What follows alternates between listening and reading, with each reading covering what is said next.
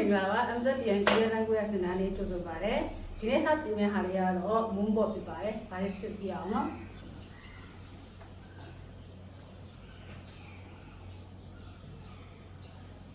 မုန်းဘော့တရားလေးပေါ့နော်ကျွန်တော်မုန်းဘော့မှာတရားလေးက noun plus e ခသူရဲ့အိဗယ်လေးကခကျွန်တော်ကအမေကအဖေကအကိုကအမကဆိုတဲ့အိဗယ်လေးပေါ့နော်အဲ့တော့သူကအသက်ပါတယ်ဆိုလို့ရှိရင်ကိုပြောမဲ့အကြောင်းအရာမှာအသက်ပါရင် e ကိုသုံးပြီးတော့အသက်မပါရင်သူကခါဆိုတာလေးကိုသုံးတယ်လို့နော်အဲ့တော့အဲ့ဒီရဲ့အိဗယ်လေးတွေဥမာလေးချက်သွားကြည့်အောင်နော်ဗာလေးလဲဆိုတော့အသက်ပါလေးကိုကြည့်မယ်အဲ့တော့လူတိုင်းသိနေကြအရာလေးဖြစ်တဲ့စာတန်းဆိုတဲ့အိဗယ်လေးကအချစ်အဲ့တော့လူတွေပြောတဲ့အချစ်ကဖြစ်တဲ့အိဗယ်အများခွင့်ကြတယ်အဲ့ဒီရဲ့အိဗယ်လေးကိုတော်တော်လေးဖတ်ကြည့်အောင်အဲ့တော့စာတန်းဒီမှာ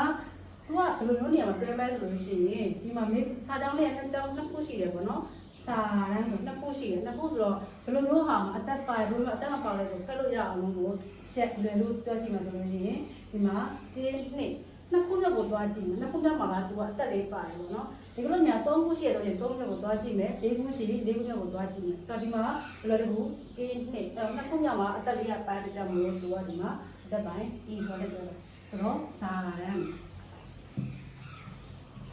အဲ့တော့အသက်လေးပါတယ်ကြမလို့ e စာရန်ကြီးအဲ့တော့တနကစာရန်ကြီးအချစ်ကဘယ်လိုလဲမွန်အော်လျော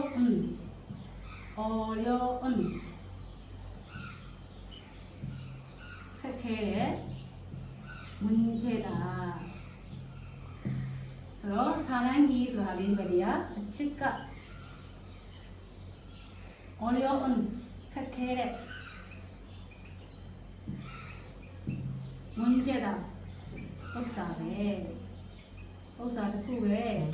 အဲ့လိုမျိုးပါတယ်မျိုးရမှာနော်အဲ့တော့စာရန်ကြီးအချစ်ကအော်လျောခက်ခဲတဲ့문제다ဥစ္စာတစ်ခုပဲဒါလေးကအသက်ပါတယ်တစ်ခုဟုတ်ပြီနောက်တစ်ခုအသက်မပါဖြစ်သွားကြည့်အောင်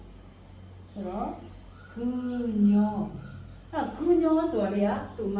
ဒီမှာလည်းပဲစာလုံးတွေကနှစ်ခုရှိတယ်နှစ်ခုဆိုတော့အမကဟာကိုသွားကြည့်မယ်ဒီမှာဒီနှစ်တစ်ခုလည်းရှိလို့ရှိရင်တစ်ခုမှာအသက်ပါတော့သွားကြည့်ရမယ်နှစ်ခုရှိလို့ရှိရင်နှစ်ခုတော့သွားကြည့်မယ်ဒီနှစ်သုံးခုရှိရင်သုံးယောက်ကိုဒီနှစ်တော့သွားကြည့်မယ်အဲ့နောက်ဆုံးမှာပဲအသက်ပါရင်ဒီအသက်ပါရင်က